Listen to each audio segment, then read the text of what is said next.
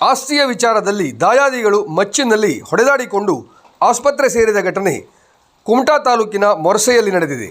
ಆಸ್ತಿ ವಿಚಾರದಲ್ಲಿ ದಾಯಾದಿಗಳಾದ ಮಂಜುನಾಥ್ ನಾಯ್ಕ್ ಹಾಗೂ ಹನುಮಂತ ನಾಯ್ಕ್ ನಡುವೆ ಹಿಂದಿನಿಂದಲೂ ಜಗಳವಿತ್ತು.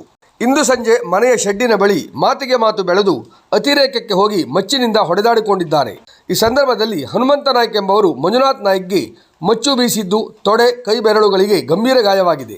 ಹನುಮಂತ ನಾಯ್ಕ್ ಹಾಗೂ ಮಂಜುನಾಥ್ ನಾಯ್ಕ್ ಮಚ್ಚು ಬೀಸಿದ್ದು ಆತನಿಗೂ ಗಾಯವಾಗಿದೆ.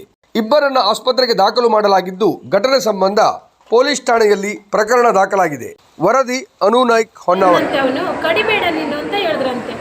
ಹೇಳಲಿಕ್ಕೆ ನಮ್ಮ ಮನೆಯವ್ರ ತಿರುಗಿ ವಾಪಸ್ ಬರಬೇಕಿದ್ರೆ ಕಡಿಬೇಡ ಹಿಂದ್ಗಡೆಯಿಂದ ಬಂದು ಕಡ್ದು ಬಿಟ್ಟಿದ್ದಾನಂತೆ. ನಮ್ಮ ಮನೆಯವ್ರ ಹತ್ರ ಎಂತ ಮಾಡಲಿಕ್ಕೂ ಆಗಲಿಲ್ಲಂತೆ. ನಮ್ಮ ಮನೆಯಿಂದ ಒಂದು 10 ನಿಮಿಷದ ದಾರಿ ಅಷ್ಟೇ ಇದಲ್ಲೇ ಅವ್ರ ಆಟ ಮಾಡಿದ್ದು. ಇಬ್ಬರು ಗಂಡ ಹೆಂಡತಿ ಇಬ್ಬರು ಅಲ್ಲಿ ನಿಂತ್ಕೊಂಡು ಮಾಡಿದ್ದು. ಇದು ನಮ್ಮ ಮನೆ ಹತ್ರ ಯಾರೂ ಇರಲಿಲ್ಲ.